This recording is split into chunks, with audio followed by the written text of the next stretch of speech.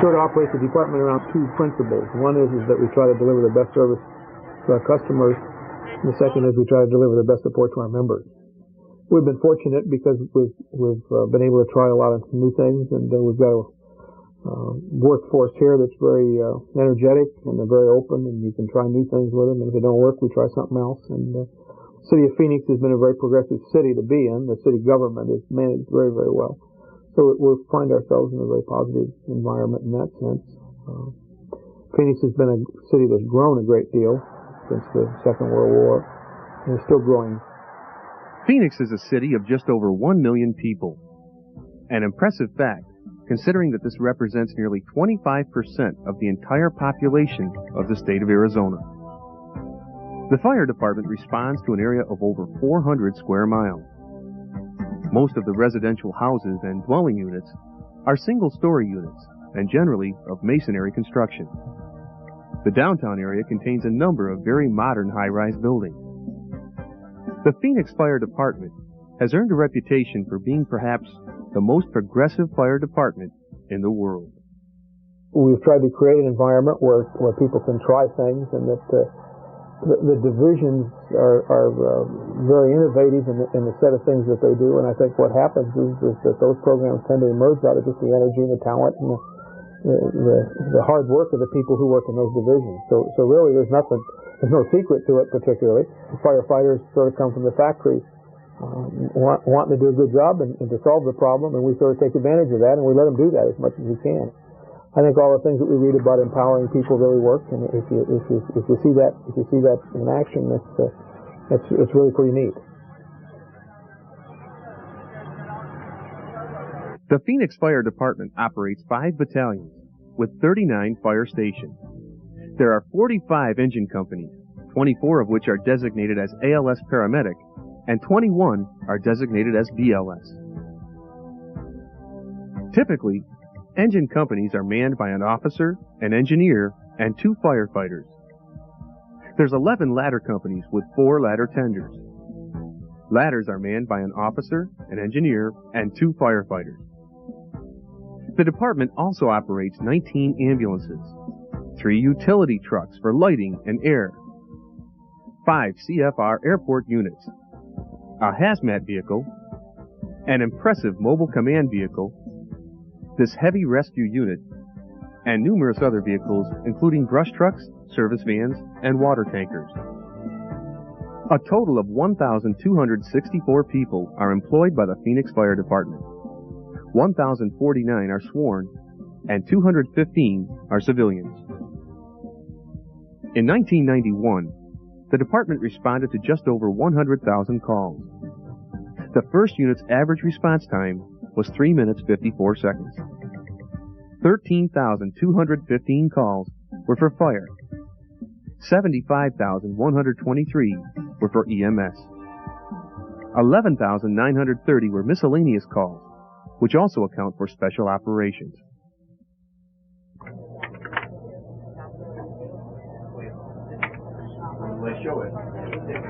The Phoenix Fire Department has enhanced 911 service. Calls are first received by police, and if the call is fire or EMS related, the call is transferred to the fire communications room. An incident taker fills out the computer mask, which tells the computer what type of apparatus needs to respond. The system will verify the situation and generate an order for one of the dispatchers. The incident information then appears on the station computer terminal and also on the vehicle's MDT, or mobile data terminal. Phoenix was one of the first fire departments to utilize computer-aided dispatch and MDTs in their vehicles. The MDTs drastically reduce radio traffic and allow vehicle officers to confer with communications or any other vehicle's MDT. The system has been in use for over a decade and is presently undergoing an upgrade. In the new dispatch system, we'll be going to automatic vehicle location through global positioning satellites. Each apparatus will have a receiver which will obtain the unit's current position based on satellite signals, and we'll relay that information to the dispatch system over a radio link. What this enables us to do is make dispatch recommendations based on the unit's actual physical location with our activity level. It's unusual to find the apparatus sitting in the station. So we intend to make unit recommendations based on the unit's actual location. Dispatchers are required to ride along in the apparatus on a regular basis to sharpen their skills. Every dispatcher must also undergo EMS training in order to give first aid instructions over the phone. On each shift, at least one dispatcher is a qualified paramedic.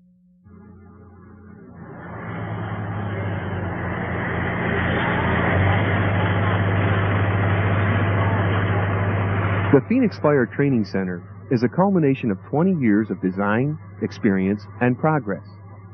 It's one of the most comprehensive training facilities you'll find anywhere. There are 3 buildings where the majority of training takes place.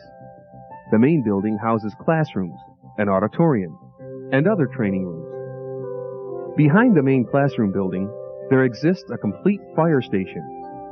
And farther back lies a physical fitness building with weightlifting and active resistance machines. Since Phoenix utilizes computers for dispatch and communication, there's also a computer training lab. The entire Phoenix area has an automatic mutual aid system, so the surrounding fire companies train together on a regular basis. We provide training through recruits and through our company training with the other various cities around here. Right now, our recruit training class encompasses Phoenix plus 4 of the other surrounding communities with their firefighters. All of those cities also come down on our quarterly basis for training with us. We feel that's very important to an automatic aid system so that the training level and the training basis is the same for everybody. Every area of the United States has fire and rescue problems unique to its own geography, and Phoenix is no exception. For this reason, we visit Special Operations. Well, Special Operations is just one of many sections in the Phoenix Fire Department, and we're charged with all those events that are unusual to a normal fire department. We respond to hazardous materials incidents, technical rescue type incidents, which involve trench operations, water operations, high and low rescue, air operations, and those types of things. It's a real diverse topography here. Within the city of Phoenix, we have flash flood areas unlike other places in the country. We only get 7 inches of rain annually. So if we get an inch of rain in 24 hours, the washes get full because it rains up north and it drains down into the desert here. Also within the area, we have probably one of the largest city preserves as far as mountain preserves. And we've got mountains in the city that range anywhere from 300 to 400 to 500 feet in height, which keeps our technical rescue group and our high-and-go rescue group fairly busy. We've had a couple spectacular rescues in the last couple years. They're unfortunate situations, but from our perspective, to be able to go out and put to use all of the training that we train on all the time, it's really beneficial to us because we get to put to use all of that training and equipment that we've been practicing on for so long, and it's a good feeling that when we can go out and do a good job, pull somebody off the mountain or out of the water or out of the hole, and feel like you've really made a difference in that person's life.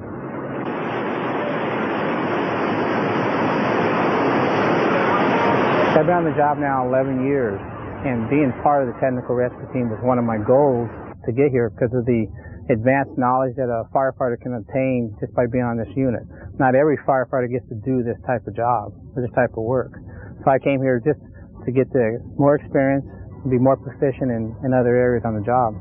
We all volunteer for this, and it's a seniority-based program, but the people are highly motivated, and what it does is it gives me an opportunity to learn more, increase my skills. I think anyone that gets on with the fire department, any department, is very motivated, and I think that this keeps you from getting stale or in one spot. It keeps you hungry. You're always learning, getting to learn something new. It's really exciting.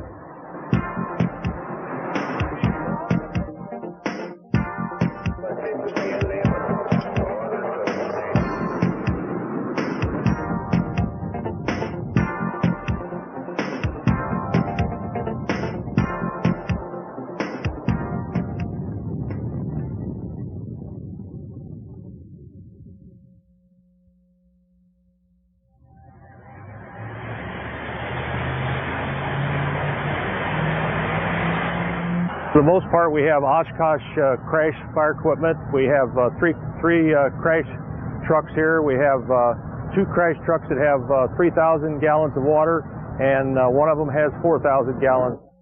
We do have a structural and an EMS response here. We have a paramedic engine responds to our EMS calls as well as our structural calls. We have another crew that's on a chemical truck that respond on any crash, and it's manned by 4 firefighters. This particular truck here is our largest truck we have out here. It has 4,000 gallons of water, about 500 gallons of foam, and it can run through 4 tanks of water for the amount of foam it has aboard. So at a crash, it's really our main truck at a crash.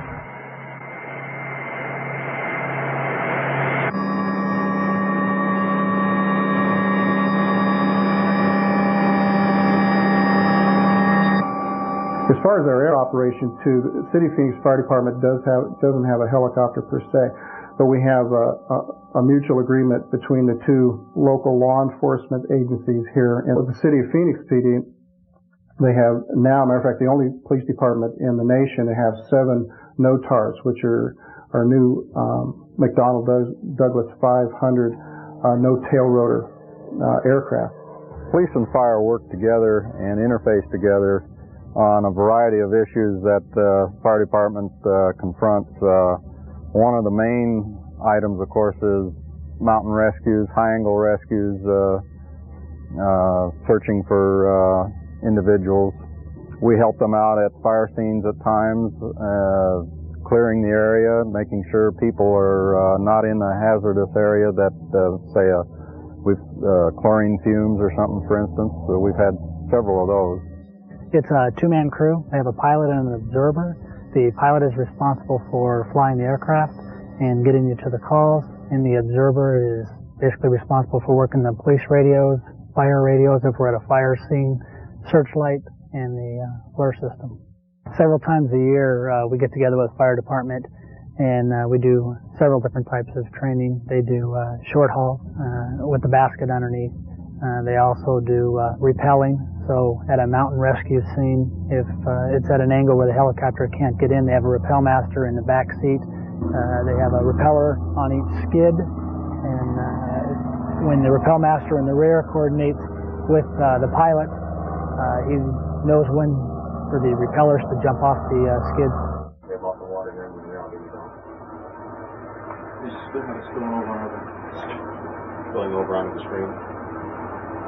What we do is primarily any video work that the fire department would require.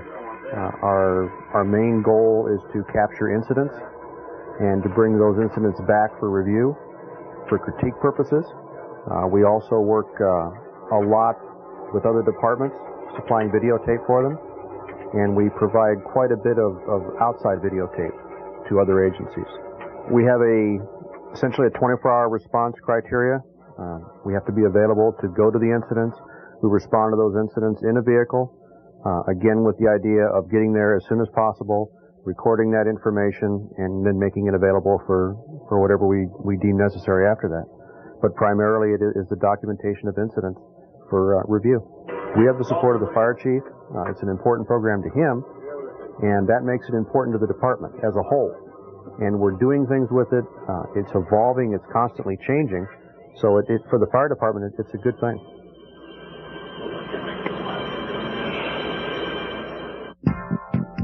We mentioned earlier that Phoenix is known as perhaps the most progressive fire department in the world. That's mostly due to progressive thinking. Thinking about how to survive in your own special world. For the Phoenix Fire Department, it's called urban survival. And a school curriculum has been designed to do just that.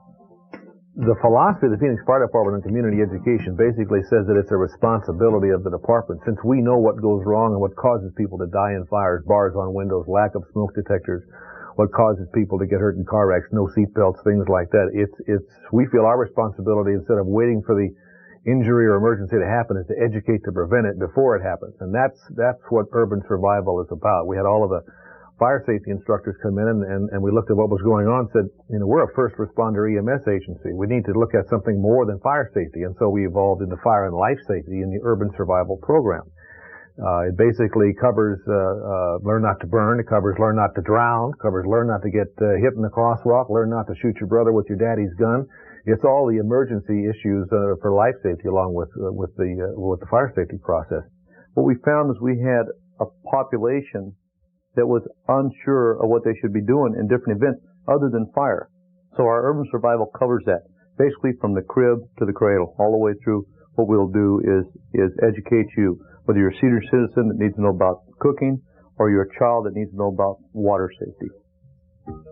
In the past decade, noticeable advances have been made in the areas of community relations. The Phoenix Fire Department took on an attitude of providing full service to the community. EMS and ALS response teams now man every piece of fire apparatus. The attitude of the fire department is more that of a merchant and customers rather than public servants. The citizens are treated with a great deal of consideration, and the fire personnel aim to please. There's a great challenge to it. There's plenty to do. We're just getting started. We feel that when you look at the plans that we develop and sort of the forecasting and the projections that we have, that I think we've just scratched the surface, really. So there's plenty left out there. I think when we look at the talent that we have inside the organization, that we're certainly in a very good position to meet those, the kinds of things that we're going to have to in the future. But there's going to be a lot of growth here. We continue to have, I think, very active growth. I think there's a high expectation on the part of the whole system here. The political system, the citizens, the community has become accustomed to a high commitment for public safety.